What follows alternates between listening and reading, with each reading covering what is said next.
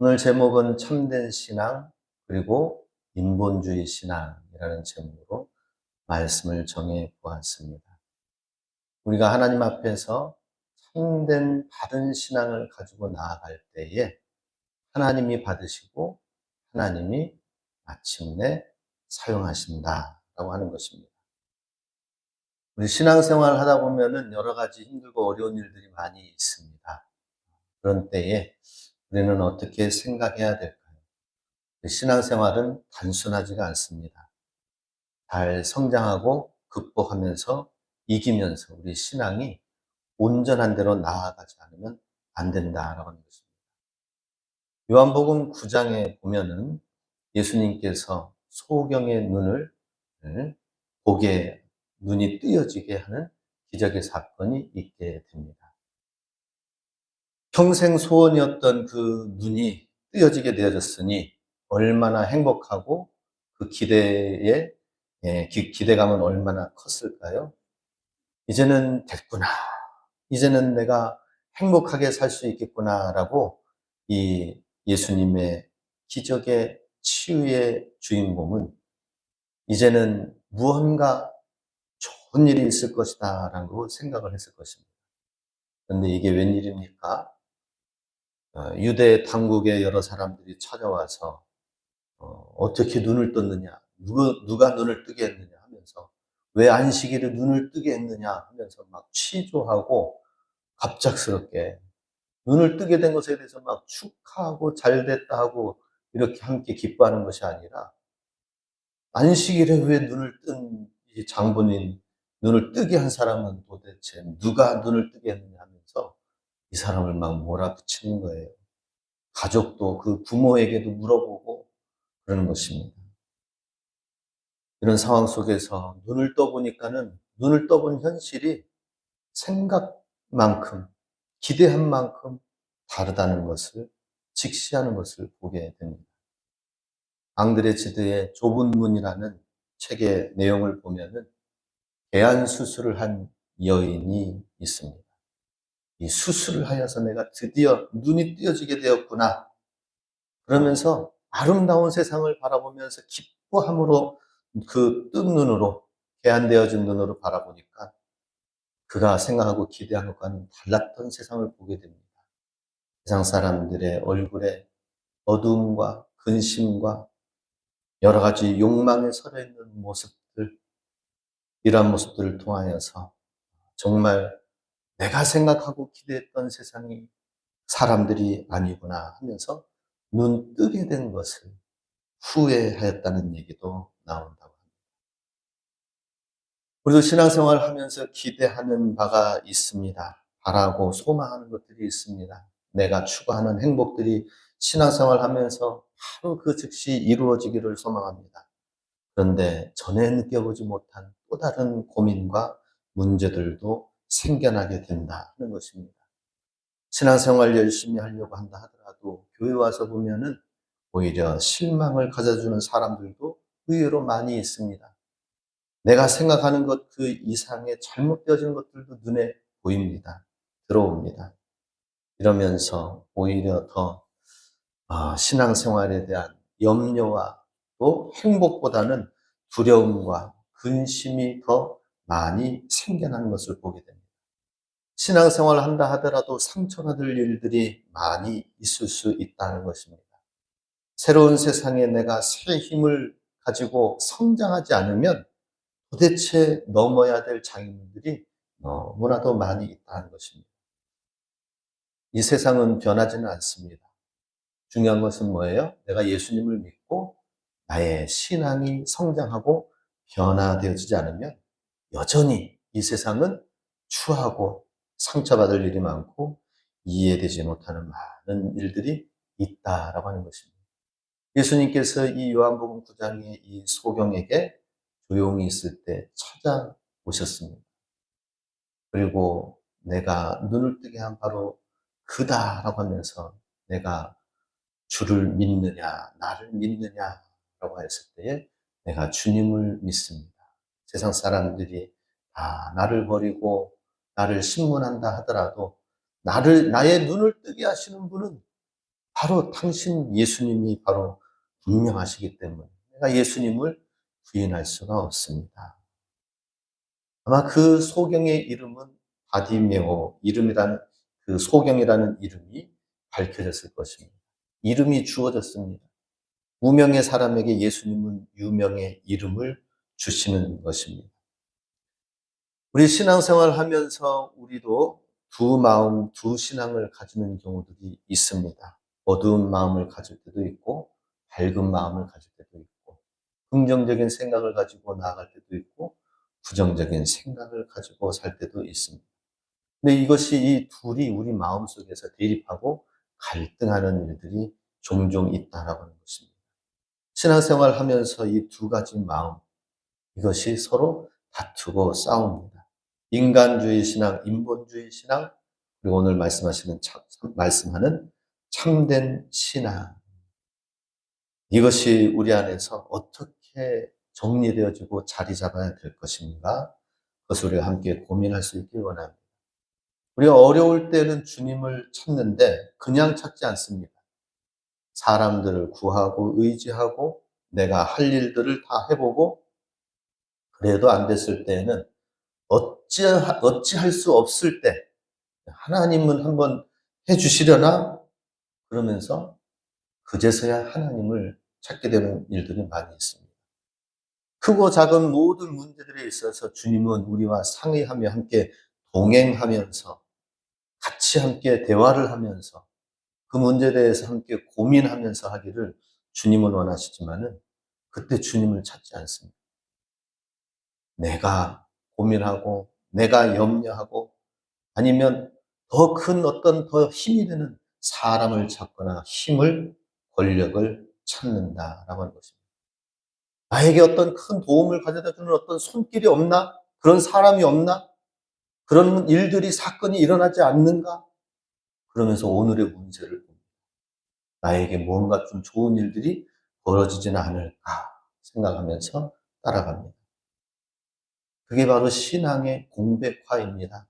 신앙생활을 하지만 신앙이 없는 것. 주님을 따라가지만 주님이 없는 것. 이것을 오늘 제목 말씀처럼 인간주의, 인본주의다라고 하는 것입니다. 하나님 중심 신본주의가 돼야 되는데 우리의 신앙이 인간주의, 인본주의 신앙, 신앙의 공백화. 하나님이 계셔야 될 그 자리에 하나님이 없는 하나님 부재의 상황이 되어지는 일들이 많이 있다라고 하는 것입니다. 오늘 본문은 사사기 본문입니다. 7장을 넘어서서 11장에 보면은 그 11장에는 입다라는 사람의 사사의 이야기가 나옵니다. 입다라는 사람은 기생의 아들로 태어났습니다. 홍길동과 임꺽정처럼 서자 출신이죠. 내가 뭔가 좀 할 수 있는 기량이 있고 능력이, 지혜가 있다 하더라도 인정받지 못하는 모습들. 그것은 우리 조선시대뿐만 아니라 이 구약시대 성경 가운데서도 동일하게 그런 일들이 벌어지게 되었습니다. 본처의 자식들로부터 소외를 받고 쫓겨나게 되어지면서 결국에는 그 지역의 유지들과 장로들도 합세하여서 입다를 쫓아내는데 성공을 하게 됩니다. 결국에는 이 서자 출신의 입다는 산속에 들어가서 그런 방랑하는 불황자들과 비류들을 모아가지고 세력을 규합해서 우두머리가 되고 그야말로 산적의 두목이 되는 상황에 놓여지게 됩니다. 이런 상황 속에서 갑자기 암몬 자손이 쳐들어오게 되었습니다.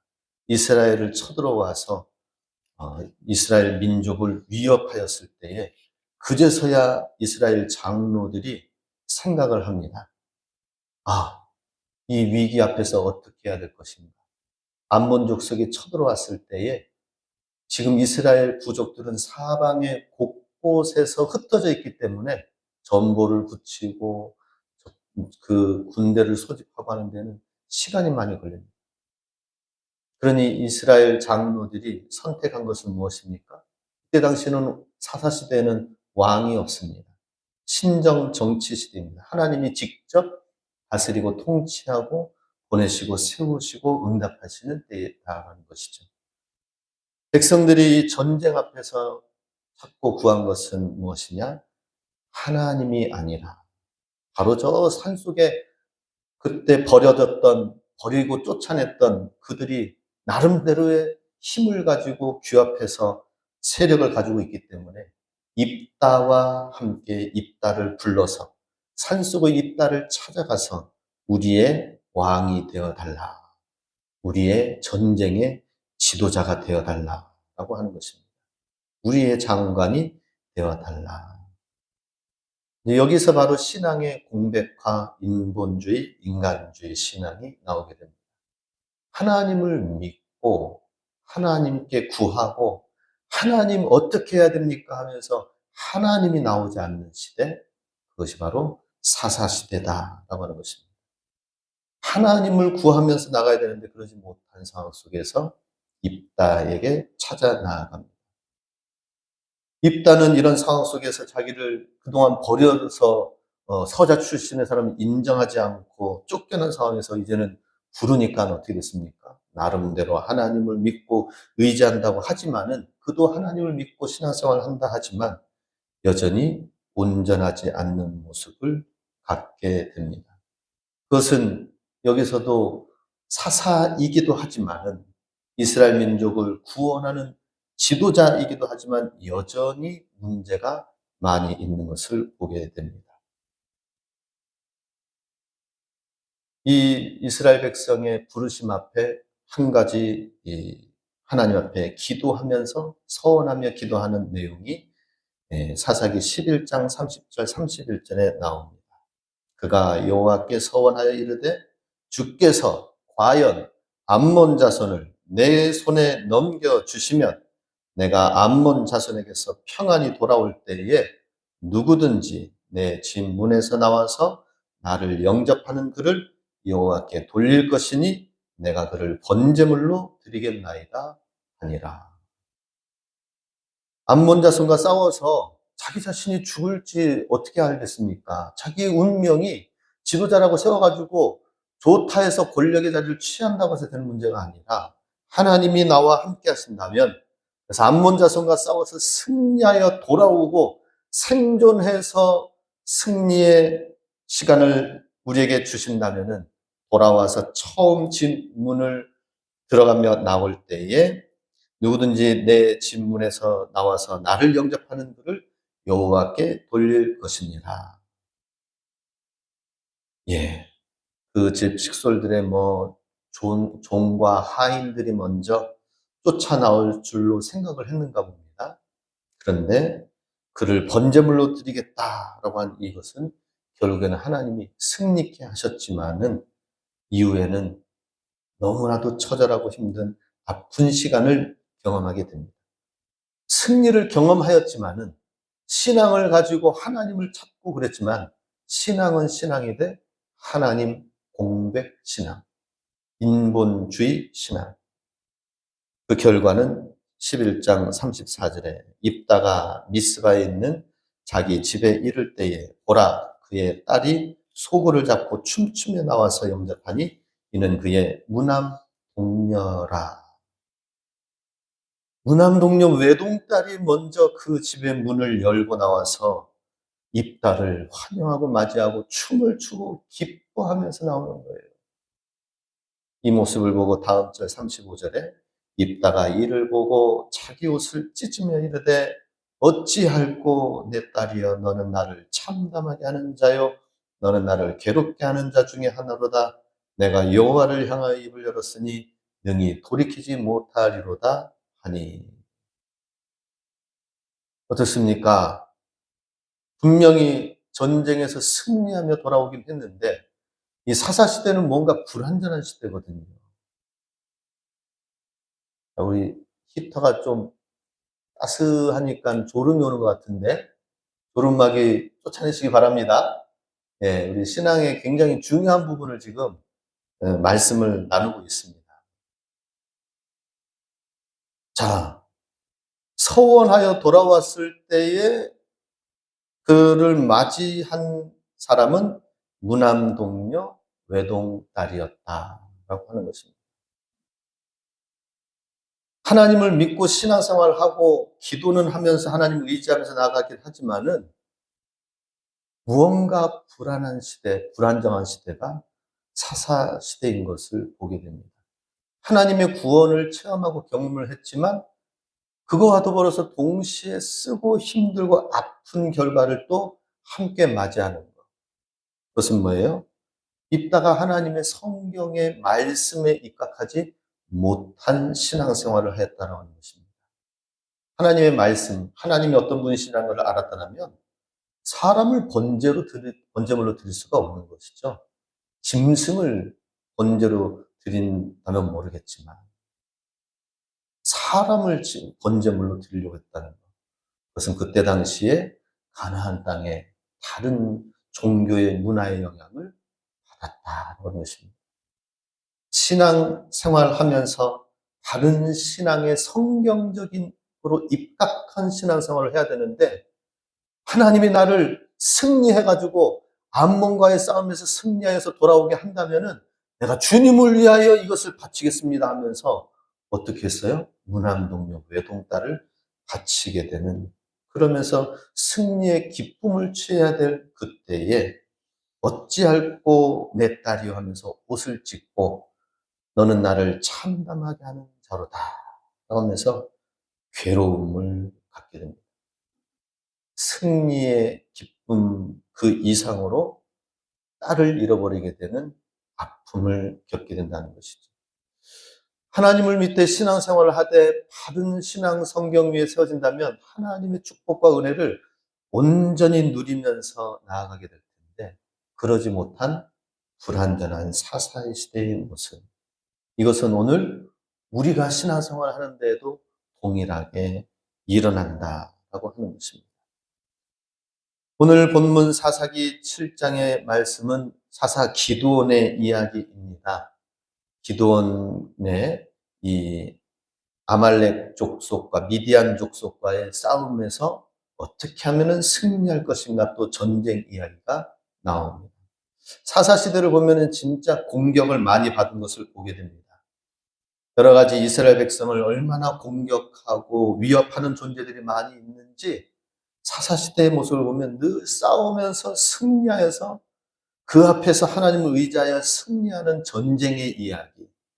오늘 우리도 마찬가지입니다. 우리 신앙생활이 평화롭고 그냥 막 부흥만 하면서 그냥 좋은 것만을 생각하면서 나가면 되는데 그러지 못한 경우들이 많이 있습니다. 잘 되다가도 넘어질 일들이 많이 있습니다. 잘 되면 좋겠는데 또 건강이 힘들 때도 있습니다. 관계가 삐그덕거릴 때도 있습니다. 나의 하는 일이 힘들고 어려운 때도 있다라고 하는 것입니다. 그런 때에 우리가 성경적인 믿음을 갖지 않으면 어떻게 됩니까? 인본주의 신앙 가운데서는 계속 덜그덕거릴 수밖에 없다. 요동할 수밖에 없다라고 하는 것입니다. 오늘 12절 본문 뒷부분에 보면은 12절에 그 기드온이 전쟁을 치르게 될 상대가 나옵니다. 미디안과 아말렉과 동방의 모든 사람들이 골짜기에 누웠는데 메뚜기의 많은 수와 같고 그들의 낙타의 수가 많아 해변의 모래가 많은 같은지라. 바다의 모래와 같은 그러한 존재처럼 미디안과 아말렉 족속이 동방의 모든 사람들과 더불어서 연합군을 이루어가지고 골짜기를 가득 메워서 메뚜기의 많은 수와 같고 그들의 낙타의 수가 해변의 모래와 같다. 예. 지금 이제 엄청난 일이 생기게 되었습니다.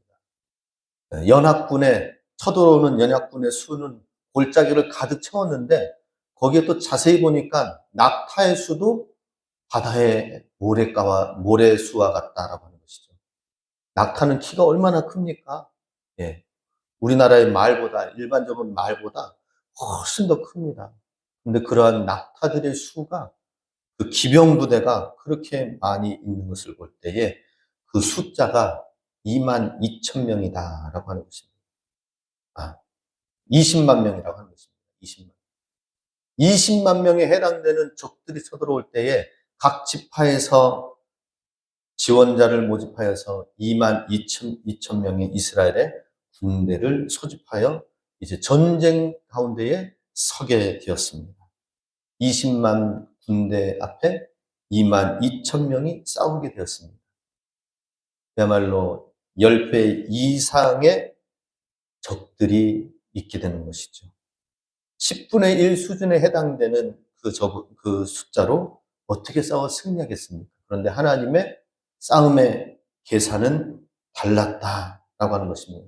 이렇게 힘들고 어려운 위기 상황 가운데에서 하나님이 이루어 나가시는 하나님의 방법, 성경적인 믿음 안에서 하나님이 이루어 가시는 방법을 보게 됩니다. 먼저 3절 말씀에 보면 같이 읽겠습니다. 이제 너는 백성의 귀에 외쳐 이르기를 누구든지 두려워 떠는 자는 길르앗산을 떠나 돌아가라 하라 하시니 이에 돌아간 백성이 2만 2천 명이요 남은 자가 10,000명이었더라. 돌아가고 떠나가고 결국에는 10,000명이 남게 되었다라고 말씀합니다. 이스라엘 백성 가운데서 지금 2만 명, 3만 명 지금 수준에 모여 있는 사람들이 20만 대군을 쳐부수는데도 숫자가 안 그래도 부족해서 더 모으고 더 불러야 되지만은 하나님께서 말씀하시는 건 뭐예요? 지금 모여 있는 자들 중에서 두려워 떠는 자는 돌아가라. 그랬더니 3분의 2가 돌아가고 10,000명만 남았습니다. 그리고 또 이젠 5절 말씀 이렇게 말씀합니다. 같이 읽겠습니다. 5절, 6절. 이에 백성을 인도하여 물가에 내려가매 여호와께서 기드온에게 이르시되 누구든지 개가 핥는 것 같이 혀로 물을 핥는 자들을 너는 따로 세우고 또 누구든지 무릎을 꿇고 마시는 자들도 그와 같이 하라 하시더니 손으로 움켜 입에 대고 핥는 자의 수는 300명이요 그 외의 백성은 다 무릎을 꿇고 물을 마신지라. 예, 두려워 떠는 자들 22,000명 돌려보내고 그리고 이제 10,000명 중에서 또 하나님이 적합하지 않은 사람들을 또 돌려보냅니다. 물가에 물을 마실 때에 모르겠습니다. 경계하는 의미인지는 모르겠지만 무릎을 꿇고 손으로 이렇게 해서 마신 사람은 300명이요.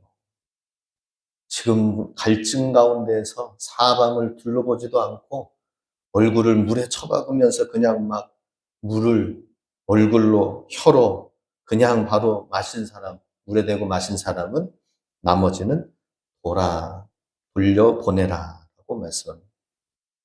그러니 300명만 지금 남겨서 싸우도록 기드온에게 이스라엘 백성들에게 말씀하시는 것입니다. 성경적인 방법, 하나님의 방법 이해가 됩니까? 이해가 안 됩니다. 믿음이 없이는 안 된다는 것이죠. 하나님을 향한 믿음이 없이 사람의 계산, 사람의 지식으로는, 경험으로는 도저히 그 싸움에 임할 수가 없는 것입니다. 하나님 말씀에 순종할 수도 없다라고 하는 것이죠. 우리가 살아가면서 하루아침에 어떤 일이 일어날지 알 수 없습니다. 내가 생각하고 장담하고 계획하고 준비하는 것 하루아침에 바뀔 수가 있습니다. 그렇기 때문에 우리가 성경적인 방법과 성경적인 믿음 안에 하나님이 말씀하시는 것이 무엇인지 하나님을 늘 주시하여 바라보며 나아가지 않으면 어떤 일을 당하게 될지 알 수가 없다는 것이죠. 나폴레옹이 싸움의 천재지요. 워털루 전쟁에 나아가서 승리를 장담하였습니다. 이번에도 우리가 승리하고 내일 전투는 이제 오늘 밤에 이 모든 진질구척에서 전쟁터에 나가서 마지막 최후의 일전으로 나가면 승전거를 울리리라 하고 승리에 대한 기대감을 가지고 밤을 맞이했습니다. 그런데 이게 웬일입니까? 간밤을 지나면서 소나기가 그렇게 축축 내렸던 것입니다. 순간적으로 준비하였던 대포들이 물속에 잠겨버렸습니다. 총 한 번 쏘지도 못하고 전쟁에 실패하고 쫓겨나는 실패자가 된 것이 또한 나폴레옹, 승리의 사람 나폴레옹의 그런 워틀루 전쟁의 실패를 보게 됩니다. 일본도 그렇죠. 일본도 미국을 향하여서 선전포고를 하면서 어떻게 했습니까? 하와이의 진주만 공격을 감행하는 것이었습니다. 굉장히 과감하죠? 저돌적이죠? 일본은 생각을 했습니다. 저 아메리카 합중국은 다 언어도 다르고 생각도 다르고 혼합 민족으로 혼혈 민족으로 되어 있기 때문에 우리가 단일 민족인 일본 우리가 강하게 한번 치고 무너뜨리고 폭파시키면은 혼쭐이 나가지고 혼비백산에서 무너지게 될 것이다. 한 번의 충격에 와르르 무너질 것이다 생각을 했는 겁니다. 그런데 이게 웬일입니까? 언어도 다르고 피부색도 다르지만 구심점이 없을 줄 알았는데 일본이 착각한 것입니다. 호언장담한 모든 것들이 무너져 내렸습니다. 더 크게, 더 세게 해가지고 나와서 일본이 동아시아를 제패하고 그렇게 나아갔던 무서울 것이 없다고 생각된 일본도 결국에는 미군과 유엔군의 그 싸움과 공격과 정 앞에 결국에는 무릎을 꿇게 되었다라는 것입니다. 우리는 우리 인간의 생각으로는 앞날을 잘 알 수가 없습니다. 인간주의, 인본주의에는 한계가 있습니다. 그래서 우리는 하나님의 섭리, 하나님을 거스르지 않도록 하나님의 방법으로 우리는 나가야 된다 하는 것입니다. 오늘 구역장 강사 헌신 예배로 하나님 앞에 드립니다.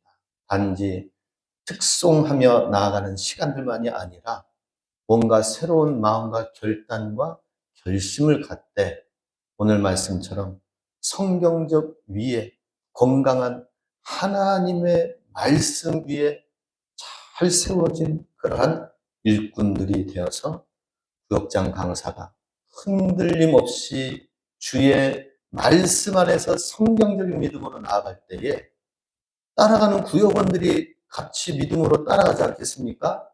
흔들리지 말아야 됩니다. 믿음을 가지시기 바랍니다. 성경적 믿음을 가지시기 바랍니다. 하나님의 말씀, 하나님의 지시하는 거기에 순종하며 나아갈 때에 하나님이 300명이어도 부족한 가운데서도 누가 싸우는 거예요? 하나님이 싸우는 거죠. 전쟁의 주인은 하나님이시다 하는 것입니다. 그리고 우리 한 해를 열심히 섬기면서 우리가 고백해야 될 것은 무엇입니까? 하나님이 승리하게 하셨습니다. 하나님이 하셨습니다. 그래서 특별히 이를 위해서 우리 신앙이 성장하지 않으면 말씀 안에서 다른 신앙 안에서 성장하지 않으면 인본주의 생각으로 어느덧 나갈 때도 있다는 것이죠. 저도 특별히 목회하고 섬기면서 인본주의 신앙과 생각이 되어지지 않도록 철저히 하나님 말씀 기준으로 해서 내 생각이 아니라 내 방법이 아니라 하나님의 방법이 되도록 하기 위해서 기준을 삼으려고 합니다. 그 기도를 하고 있습니다. 내 생각이 무조건 옳다고 나가지 않잖아요. 그죠? 예. 서로 의논하고 서로 결정하되 또 하나님의 방법인가? 하나님이 이렇게 하라고 하신 건가? 또 기도하면서 나아가게 되는 것입니다.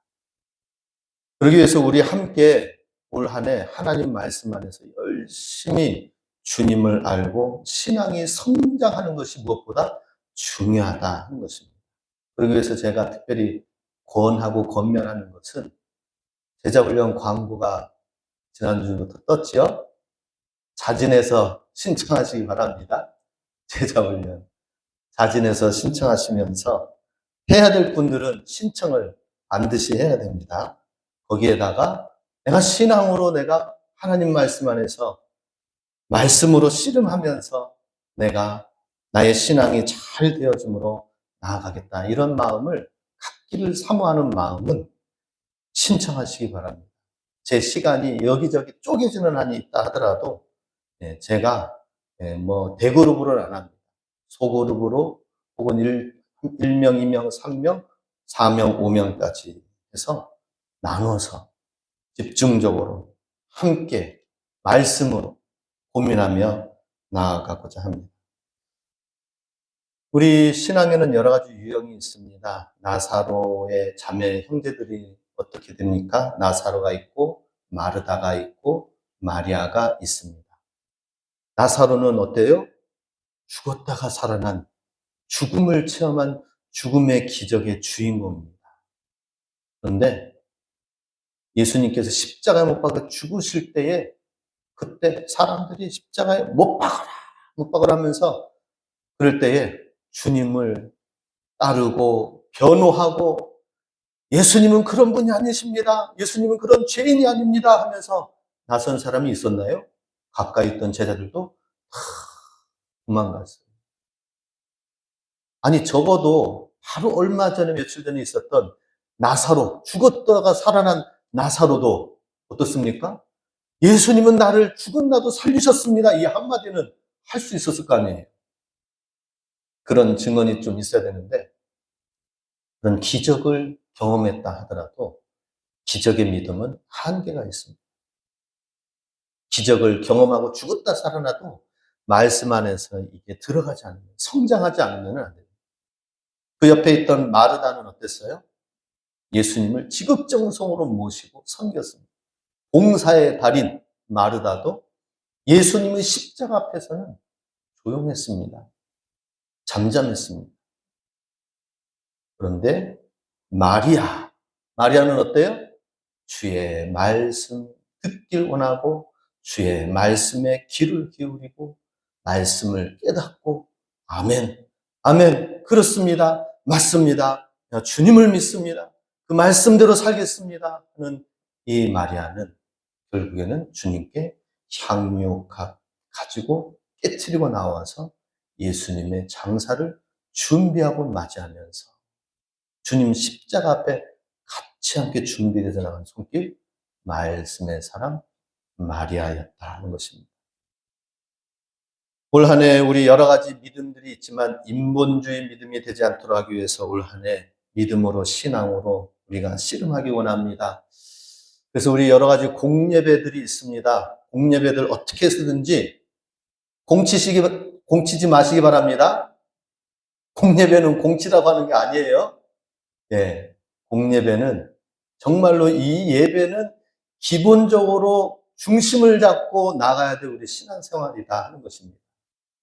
수요 기도회, 주일 예배 숫자랑 많이 달라집니다. 여러 가지 뭐 거리상으로, 여건상으로, 건강상으로 어쩔 수 없다면 모르겠지만은 주님이 주신 이 젊음과 이 건강과 많은 재원들 주님과 함께 기도하면서 동행하면서 나가야 되지 않겠습니까?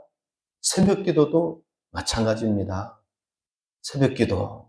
우리 군준이가 이제 대학교 들어가는 준비를 하면서 그전까지는 뭐 이제 어린 학생이었죠.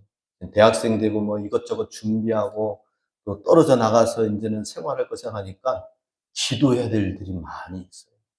야, 예전에는 부모님 슬하에서 그냥 아무런 생각 없이 그냥 학교 다니기만 하면 됐지만 이제는 이것도 챙겨야 되고 저것도 챙겨야 되고 그러면서 내가 또 여러 가지 일도 해야 되고 준비도 해야 되고 감당해야 될 일들이 많이 있구나 해서 그래? 그럼 이제 기도하자라고 했습니다. 기도. 지난주에 한번 새벽 예배 때 큰주님 그 영적인 현실을 알고 기도를 하더라고요. 기도하지 않으면 안 되는구나. 우리 신앙생활 마찬가지입니다. 기도하면서 하나님 말씀 안에서 우리 형식적인 신앙 예배가 되지 않아요. 지난주에는 우리 새벽 예배 드리는데 우리 임 장로님이 질문을 하시더라고요. 그런 때에는 이것은 어떻게 생각하십니까, 목사님? 그래서 새벽 예배 때 질문하면서 예배 드리는 건 처음이에요. 근데 중요합니다. 우리 안에 있는 것, 생각들, 이런 것들을 하나님과 함께 씨름하면서 기도하면서 풀리지 않으면 의문이 나면 엎드려 기도하고 주님께 구하면서 말씀 앞에서 답을 얻고 고민하고 생각하지 않는 그리스도인이 되지 않으면 안 됩니다. 생각해야 됩니다. 의심하라는 것이 아니라 생각해야 돼요. 생각하는 그리스도인이 돼야 됩니다. 내가 지금 이 시기에 나는 바른 신앙생활을 하고 있는가? 나는 지금 이 시기에 내가 주님 앞에서 할 수 있는 일은 무엇인가? 생각하시기 바랍니다. 인본주의가 되지 아니하도록 주님께서는 기도원을 향하여서 300명이면 족하다라고 말씀하셨습니다. 결국 2절에 우리 같이 마지막으로 함께 읽겠습니다. 2절 같이 한번 읽겠습니다. 여호와께서 기드온에게 이르시되 너를 따르는 백성이 너무 많은즉 내가 그들의 손에 미디안 사람을 넘겨주지 아니하리니 이는 이스라엘이 나를 거슬러 스스로 자랑하기를 내 손이 나를 구원하였다 할까 함이니라. 그렇습니다. 하나님께서 이렇게 3만 명이 넘게 2만 명이 돌아가고 10,000명도 많다고 해서 돌려보내고 300명만 남게 하여서 기드온과 300용사를 통하여 기드온이 한 게 뭐가 있어요? 300용사들이 한 게 무엇이 있습니까? 그냥 횃불 들고 항아리 깨트리고 나팔 부는 것밖에 없어요. 그런데 적들이 혼비백산해서 두려움 가운데 쫓겨나가고 죽임을 당하여서 20만 대군이 패배하고 돌아가게 되었다. 하나님이 하시는 전쟁, 하나님의 섭리를 잊으면 안 된다. 하나님의 방법을 잊으면 안 된다. 성경적인 신앙이 되어지도록 하기 위해서 어떻게 해야 됩니까? 성장해야 됩니다.